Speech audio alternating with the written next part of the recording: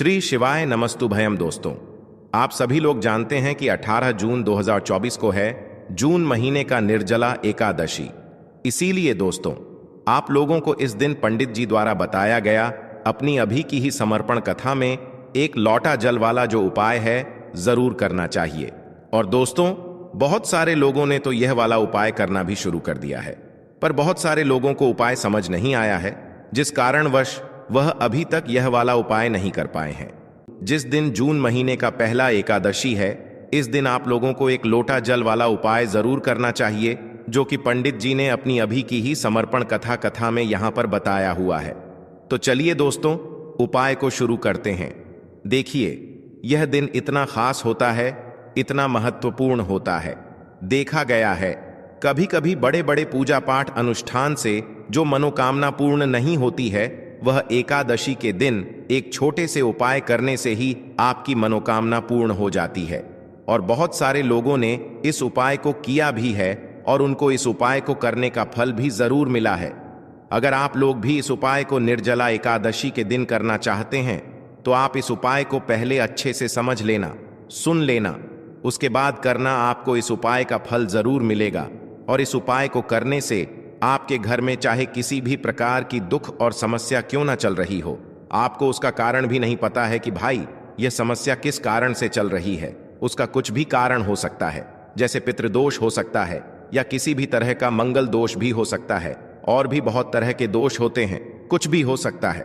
पर आपको इस उपाय को करने के लिए अपने दोष को पता लगाने की भी जरूरत नहीं है। निर्जला एकादशी के दिन इस एक लौटा जल वाला उपाय को आप लोगों को कर लेना है। दोस्तों, अब हम समझते हैं इस वाले उपाय को हमें करना किस समय है। तो सबसे पहली बात दोस्तों, हम समझते हैं कि ये एक लौटा जल वाला उपाय करना किसको है।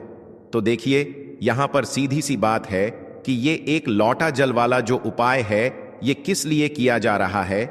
यह मनोकामना को पूर्ण करने के लिए किया जा रहा है, या आपके जीवन में जो दुख और परेशानियां हैं उनको दूर करने के लिए किया जा रहा है, या आपका कोई बड़ा काम है जो कि नहीं हो पा रहा है, आप उसके लिए इस उपाय को कर सकते हो।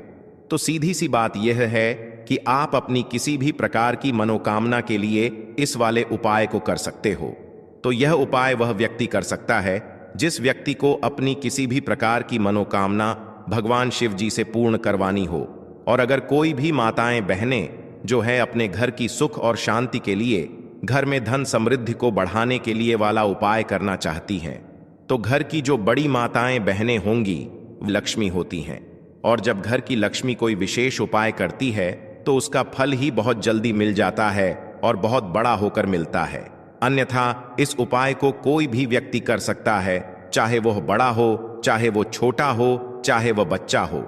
जिस व्यक्ति को ये एक लोटा जल वाला उपाय समझ आ गया, वह व्यक्ति इस एक लोटा जल वाला उपाय को एकादशी के दिन जरूर करे, क्योंकि उसको इस उपाय को फल बहुत ही जल्दी मिल जाएगा। क्योंकि एकादशी के दिन भगवान शिव जी बहुत आसानी से प्रसन्न हो जाते हैं। तो आइए अब हम समझते हैं कि इस एक लोटा जल वाला उपाय को आपको करना कैसे है, और इस उपाय को करने का जो समय है वो क्या है। तो देखिए, इस एकादशी के दिन किए जाने वाले ये एक लोटा जल वाला जो उपाय है, यह मुख्य रूप से सुबह के समय होगा। किस समय होगा? सुबह के समय होगा। आपको कोशिश यही करनी है कि सुबह के समय हम इस एक लोटा जल वाला उपाय को कर लें। पर किसी कारणवश अगर आप सुबह इस उपाय को ना कर पाओ, आपको कहीं काम से जाना हो या किसी और काम की वजह से आप उपाय को ना कर पाओ, तो आपके पास फिर दूसरा मौका रहेगा, जो कि शाम के समय का रहेगा, प्रदोष काल का रहेगा। अब भाई, प्रदोष काल का समय भी एक बहुत ही लोगों के मन में प्रश्न बन जाता है कि भाई यह समय होता कब है। हम आपको बता दें, प्रदोष काल का जो एक समय होता है, शाम का समय, वो होता है शाम के 6 बजे से लेकर शाम के 7 बजे के बीच का। इस समय के बीच में आप उपाय को करेंगे तो आपको उस उपाय का जरूर फल मिलेगा।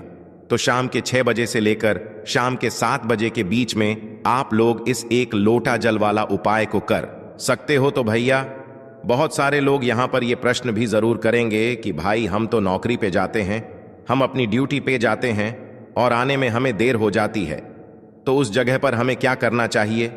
तो देखिए, उन लोगों को भी टेंशन लेने की जरूरत नहीं है। अगर आप लोग इस उपाय को शाम के समय प्रदोष काल में कर रहे हैं और अगर आप आने में देरी भी हो जाती है, आपको आने में 7 बजे तक आप नहीं पहुंच पाते हो, तो भाई आप 7 या रात 8 बजे तक भी अगर उपाय को करोगे तो भी चल जाएगा। और अगर इससे भी थोड़ा देर हो जाती तो भी आप उपाय को कर सकते हो, क्योंकि एकादशी का दिन है। यह दिन बहुत ही कम आता है पूरे साल भर में, इसलिए जब आपको मौका मिल जाए, जब आप इस उपाय को जरूर कर लेना। कोई भी उपाय हो, आप कभी भी कर सकते हो।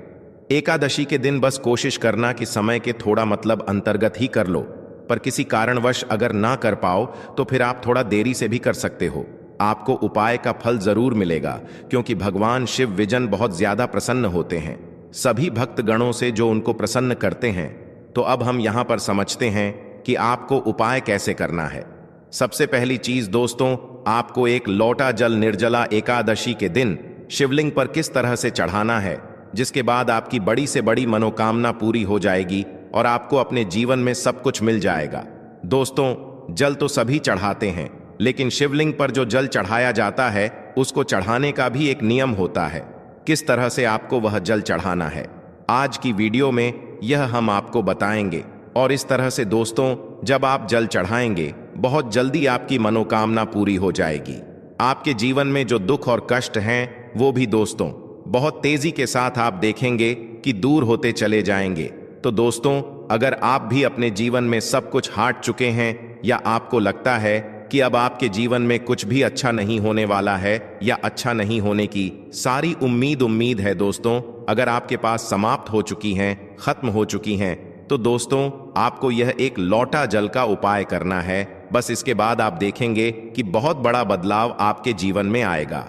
दोस्तों, जब व्यक्ति हर तरफ से हार जाता है, हर जगह से उसे जब निराशा मिलने लगती है और उसे अपने ही जब पराये लगने लगते हैं, तब दोस्तों व्यक्ति को महादेव की शरण में जरूर जाना चाहिए, क्योंकि महादेव ही एक ऐसे देवता हैं जो कि अपने भक्त की बड़ी से बड़ी मनोकामना को भी बहुत जल्दी पूरा कर देते हैं। और महादेव की शरण में जो भक्त जाता है, कभी भी महादेव उसे खाली हाथ नहीं लौटने देते हैं।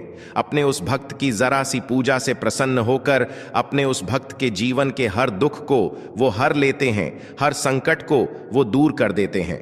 तो दोस्तों, देवों के देव महादेव का एक नाम भोलेनाथ भी है। तो दोस्तों, आप सभी जानते हैं भोलेनाथ नाम उनका इसलिए है क्योंकि दोस्तों वह इतने भोले हैं कि अपने भक्त की जरा सी पूजा से ही वह प्रसन्न हो जाते हैं। एक लोटा जल भी यदि कोई महादेव को समर्पित कर देता है तो महादेव अपने उस भक्त की हर मनोकामना को पूरा कर देते हैं और उसके जीवन में वो ढेर सारी खुशियों को भी भर देते हैं। तो दोस्तों, सप्ताह का जो हर दिन होता है वो किसी ना किसी देवता को समर्पित होता है।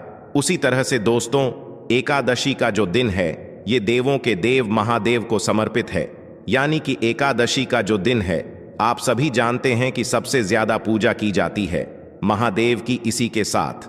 दोस्तों, अगर आप एकादशी के दिन शिवलिंग का अभिषेक करते हैं या शिवलिंग पर जल चढ़ाते हैं तो शिव जी आपकी पूजा से बहुत ही प्रसन्न होते हैं और आपके जीवन में जो भी कुछ आपको चाहिए दोस्तों, सब कुछ आपको अपने जीवन में मिल जाता है। तो दोस्तों, कैसे करना है उपाय, किस तरह से आपको एक लोटा जल एकादशी के दिन शिवलिंग पर चढ़ाना है, सब कुछ आपको वीडियो में बताने वाले हैं। तो दोस्तों, आपको यहां पर एक लोटा जल लेना है अपने घर का, क्योंकि दोस्तों जब आप अपने घर से एक लोटा जल चढ़ाते हैं शिवलिंग पर तो वो जल शिवलिंग से होता हुआ माता रानी के हस्त कमल पर जाता है और इससे दोस्तों आपके जो पितृ हैं वो भी हमेशा प्रसन्न रहते हैं। तो दोस्तों, आपको एक लोटा जल लेना है अपने घर से और उस एक लोटा जो जल आपने लिया है उसके अंदर आपको डालना है थोड़ा सा गंगा जल, ठीक है ना। थोड़ा सा गंगा जल डाल लेंगे और एक लोटा जल आप ले लेंगे। इसके बाद दोस्तों आपको लेनी है एक बेलपत्र। तो दोस्तों, वैसे तो 108 बेलपत्र बहुत शुभ मानी जाती हैं, लेकिन एक बेलपत्र भी आप यहां पर ले सकते हैं, क्योंकि एक बेलपत्र से भी शिव जी हमेशा ही प्रसन्न होते हैं। तो दोस्तों, एक बेलपत्र लेनी है आपको ऐसी जो कहीं से भी खंडित ना हो, यानी कटी फटी ना हो, कहीं से भी पत्ता बेकार ना हो, बेलपत्र का, ठीक है ना। और डंडी के साथ ही दोस्तों आपको बेलपत्र अपने साथ लेकर के जानी है। एक लोटा जल के अंदर दोस्तों आपको नहीं डालनी है, जल अलग से लेकर जाएंगे और एक बेलपत्र जो आपने ली है वो अलग से आपको लेकर के जानी है। महादेव के मंदिर में आपके घर के आसपास जहां पर भी शिव जी का मंदिर हो वहां पर दोस्तों आपको जाना है। और सबसे पहले दोस्तों आपको क्या करना है, जो जल आप लेकर के गए हैं अपने घर से, वो जल आपको शिवलिंग पर चढ़ाना है। और चढ़ाते समय जब आप शिवलिंग पर जल चढ़ाएंगे तो फेस किधर होना चाहिए? आपका उत्तर दिशा की तरफ दोस्तों आपका फेस होना चाहिए। तो दोस्तों जब भी आप शिवलिंग पर जल चढ़ाते हैं, इस चीज का आपको पूरा ध्यान रखना है कि आपका जो मुख है वो पूर्व दिशा में ना हो, यानी पूर्व दिशा की तरफ आपका मुख जो है वो नहीं होना चाहिए, क्योंकि पूर्व दिशा को ही भगवान शिव का मुख्य द्वार माना गया है। ऐसे में दोस्तों पूर्व दिशा की ओर मुख करके अगर आप जल चढ़ाते हैं तो इससे शिव जी के द्वार में अवरोध पैदा होता है और शिव जी आपसे नाराज भी हो सकते हैं। तो हमेशा आप ध्यान रखें कि आपका जो मुख है, जब भी आप जल चढ़ाएंगे तो उत्तर दिशा की तरफ दोस्तों आपका मुख होना चाहिए, आपका फेस होना चाहिए। तो दोस्तों उत्तर दिशा की तरफ अपना फेस करते हुए आपको जल चढ़ाना है। और जो बेल पत्र आप लेकर के गए हैं, बेल पत्र दोस्तों आपको शिवलिंग पर कब चढ़ाने हैं? जल चढ़ाने के बाद पहले आप जल चढ़ाएंगे, फिर दोस्तों आपको बेल पत्र अर्पित करनी है शिव जी को। और जो भी आपकी मनोकामना है वो दोस्तों यहां पर आपको कह देनी है। और दोस्तों जब भी आप यह उपाय करते हैं, एकादशी के दिन शिव जी आपसे हमेशा प्रसन्न होते हैं और आपकी जो भी मनोकामना होती है वह पूरी हो जाती है। आपको अपने जीवन में सब कुछ मिल जाता है। दोस्तों जब आप इस तरह से शिवलिंग पर एक लोटा जल अर्पित कर देते हैं, दोस्तों जब आप शिवलिंग पर जल चढ़ाएंगे तब आपको शिव जी का जो मंत्र है ओम नमः शिवाय श्री शिवाय नमस्तुभयम, इस मंत्र का जप भी करना है। और दोस्तों यहां पर आपको एक चीज बहुत ध्यान रखनी है कि जब भी आप जल चढ़ाएंगे जल्दी जल्दी आपको नहीं करना है, बिल्कुल पतली धार बनाते हुए ही आपको शिवलिंग पर जल चढ़ाना है। इस तरह से दोस्तों जब आप जल चढ़ाते हैं तो शिव जी को ठंडक मिलती है। आप सभी जानते हैं कि शिव जी ने समुद्र मंथन के दौरान जो विष निकला था उन्होंने ही ग्रहण किया था, जो कि उन्होंने अपने ने गले में रखा है। दोस्तों जब आप हल्के हल्के शिवलिंग पर जल चढ़ाते हैं तो इससे शिव जी को बहुत ही ज्यादा ठंडक मिलती है। और जितनी पतली धार आपके लौटे के जल की होगी उतनी जल्दी दोस्तों आपकी मनोकामना भी शिव जी पूरी कर देते हैं। तो इस तरह से एक लोटा जल चढ़ाई है, आप खुद देख लेंगे कि आपको अपने जीवन में सब कुछ मिल जाएगा। तो यह था दोस्तों पहला उपाय जो करना है आपको एकादशी के दिन। अब जल्दी से बात कर लेते हैं दूसरे उपाय की, जो कि करना है आपको एकादशी के दिन ही। तो दोस्तों यह जो दूसरा उपाय अब हम आपको बताने जा रहे हैं, यह खास करके दोस्तों उन लोगों के लिए है जिनके सर पर कर्जा बहुत है, यानी जिन लोगों ने कर्जा बहुत ले रखा है, कर्जा चुका नहीं पा रहे हैं, बहुत प्रयास करने के बाद भी आप कर्जे के बोझ तले दबते ही जा रहे हैं। आप किसी से उधार लेते हैं यह सोचकर कि थोड़े दिन में ही आप उस पैसे को चुका देंगे, लेकिन कुछ ना कुछ आपके साथ ऐसा हो रहा है कि आप दूसरों का पैसा नहीं दे पा रहे हैं। या फिर दोस्तों आपको धन को लेकर हमेशा परेशान होना पड़ता है, किसी ना किसी से उधार हमेशा ही आपको लेना पड़ता है।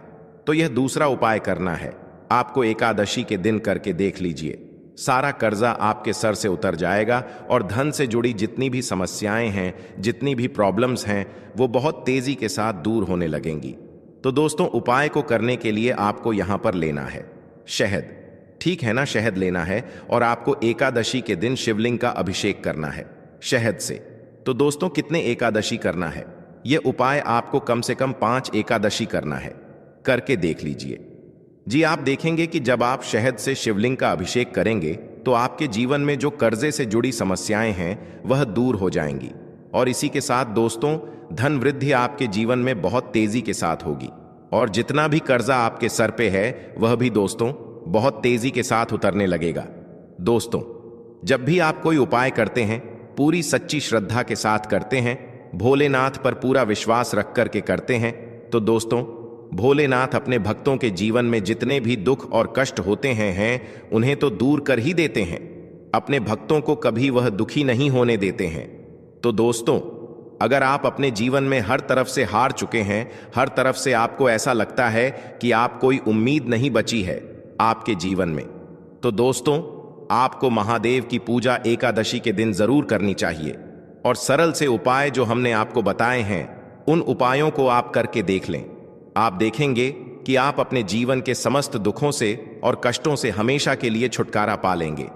तो दोस्तों, देवों के देव महादेव की शरण में जो व्यक्ति जाता है, काल भी उसका कुछ नहीं बिगाड़ पाता है, आप सभी जानते हैं। तो दोस्तों, जो व्यक्ति महादेव की पूजा करता है, स्वास्थ्य भी उस व्यक्ति का हमेशा सही रहता है। कभी भी उस व्यक्ति को कोई बीमारी परेशान नहीं करती है। दोस्तों, जब भी आप शहद से अभिषेक करेंगे, तब आपको ओम नमः शिवाय इस मंत्र का जप भी दोस्तों आपको जरूर करना है। तो चलिए अब जल्दी से बात कर लेते हैं अपने तीसरे उपाय की, जो कि एकादशी के दिन ही आपको करना है। और ये जो तीसरा उपाय आपको बताने जा रहे हैं, इस उपाय को करने से मां लक्ष्मी की कृपा आपके घर परिवार पर सदैव बनी रहती है। और देखिए, मां लक्ष्मी की कृपा जब सदैव बनी रहेगी तो कभी भी आपको अपने जीवन में धन की कमी का सामना नहीं करना पड़ेगा। देखिए, सुख और दुख तो जीवन में लगे रहते हैं, है ना? लेकिन दुख कब बढ़ जाता है? जब व्यक्ति के पास धन नहीं होता है ना। क्योंकि अगर व्यक्ति के पास पैसा है, तो अगर उसका स्वास्थ्य ठीक नहीं है या कोई छोटा मोटा दुख जीवन में आ भी गया है ना, तो हमें लगता है कि हाँ चलो हमारे पास पैसा है, हम डॉक्टर को दिखा सकते हैं, कुछ भी कर सकते हैं, है ना? लेकिन अगर पैसा ही नहीं है ना, तो हम अपना इलाज तक एफर्ट नहीं कर सकते, इलाज तक नहीं करवा पाते हैं। जब व्यक्ति के पास पैसा नहीं होता है, तो इससे अंदाजा लगा सकते हैं कि पैसा कहते हैं सब कुछ नहीं होता है। लेकिन ऐसा नहीं है कि पैसा कुछ भी नहीं होता है, पैसा बहुत जरूरी होता है। तो देखिए, करना क्या है, आपको एकादशी वाले दिन आपको पक्षियों को कुछ ना कुछ खाने के लिए जरूर देना है। आप कहां पर देंगे? देखिए, इसे आप अपनी छत पर भी दे सकते हैं। अब बहुत सारे लोग क्या करते हैं कि पक्षियों के लिए छत पर दाना तो डालते हैं, लेकिन वहां साफ सफाई नहीं करते हैं। उससे क्या क्या होता है कि राहु एक्टिव हो जाता है और फिर बहुत सारी चीजें जो हैं वो जीवन में बिगड़ने लगती हैं। तो आप अपनी छत पर भी पक्षियों को दाना दे सकते हैं। बस ध्यान ये रहे कि कभी भी पक्षियों की जो डीट होती है ना वो आपके छत पर ना हो, हमेशा साफ सफाई करते रहे। आप ये पक्षियों को दाना किसी बाहर भी जाकर दे सकते हैं।